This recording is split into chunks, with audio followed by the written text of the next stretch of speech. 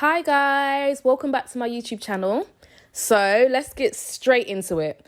With everything that has been going on over the past few weeks, I thought it was very important for us to expose and talk about the racism that's been happening in the UK. Unfortunately, there are some white people who are so naive and so blinded by their white privilege that they either fail to acknowledge that racism exists or believe that it's minute in comparison to what goes on in the USA. Oh, God. So we got a lot of explaining to do. Well, we don't actually have to explain, but I feel like if I do a video now and it's on the internet, and it's on the internet forever, there's no excuses. The information's here and the information's been here. So, don't let me start getting into talking about Africa and like how far back it goes, because if we do go there, we're gonna have to acknowledge the fact that we learnt their French, we learnt their Dutch, we learnt their English, and we learnt their Spanish. We were forced to learn it. That's not our native tongues.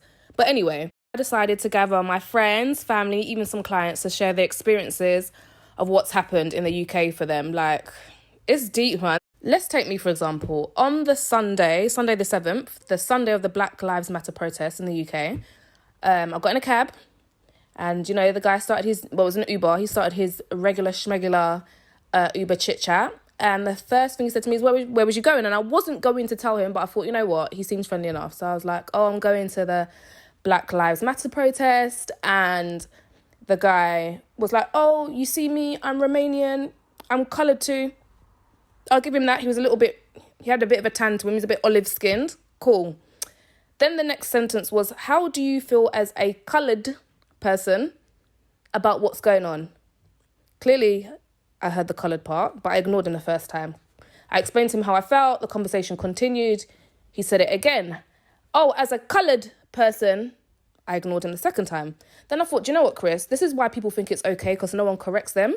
So I said to him, before I got out of the cab, I said to him, do you know what, yeah? With everything that's going on right now and just in general, like, don't call us coloured. Call us black, please. We're not coloured.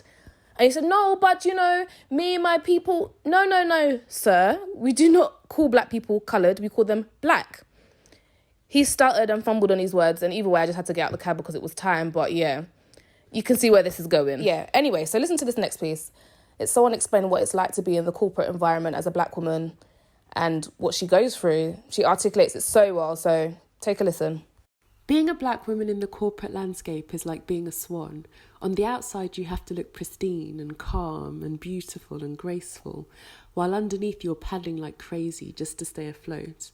And it's everything from work-related things to just mundane everyday life topics. Did I say this in a tone that doesn't come across as too aggressive, but at the same time it asserts what I need my colleagues to understand? Should I say something to that colleague about how that comment made me feel, or should I just leave that for today? Is this wig too different from the one I wore to the office yesterday? I really don't feel like handling all the questions that they're going to have about my hair. Can I tell them that my favourite TV show is The Real Housewives of Atlanta? How's that going to make me come across? Are they even going to know what that is?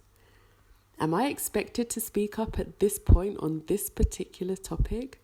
Do they really expect me to be the voice of all black people on this particular subject? Am I really still paying for the mistakes of that last black person they hired 7,000 years ago who effed up? I better not make them regret they hired another black person.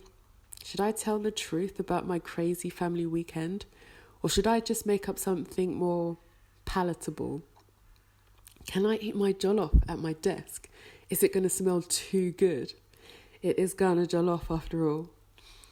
Constant paddling. It's exhausting. And then on top of all that, you still have to kick ass in the job. Hashtag Black Girl Magic.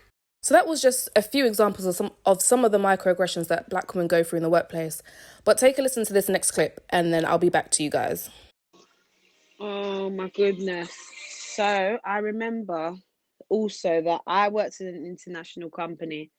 So I had various colleagues from different nations that used to fly into the office and blah, blah, blah.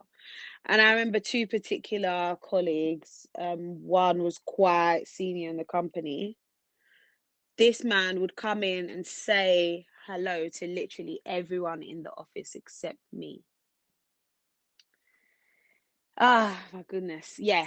And he did this on several occasions.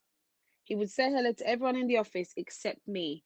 Please note, I was the only young black girl in the office. So there was only one other black lady who was hardly ever there, and she's very senior. But I mean, yeah, I was the only black girl in the office, literally. That was it. He never used to say hello to me. That was one. There was another guy as well. He was from another country. And again, he was a white male. He used to send me things that I could send him an email, he could ignore it for weeks on end.